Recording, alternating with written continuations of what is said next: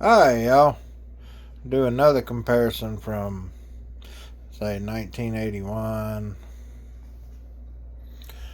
up to, I think this one's 2003.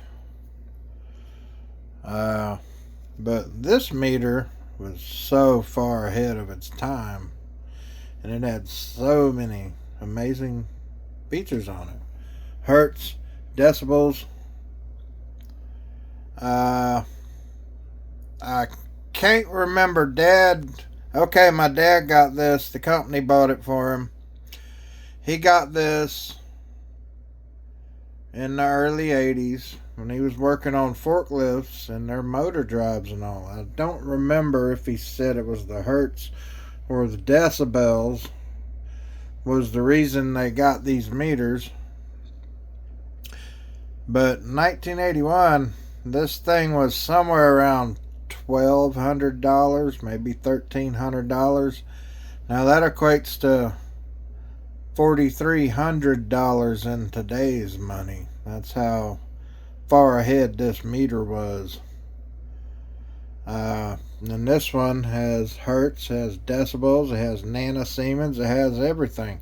My only other meter that compares with having those settings is my 189. It'll do hertz, and you can see there it does decibels. They all rail, and it's got rail just like this one had. That was a crazy feature back then, was rail. So I'm not sure what that, but this one, to me, in my mind, this one is the newest version of that one. That's taken what this one had and took off with it. Now, a little bit of history for you. You know, we have Hertz. You know where that name Hertz came from? Heinrich Rudolf Hertz.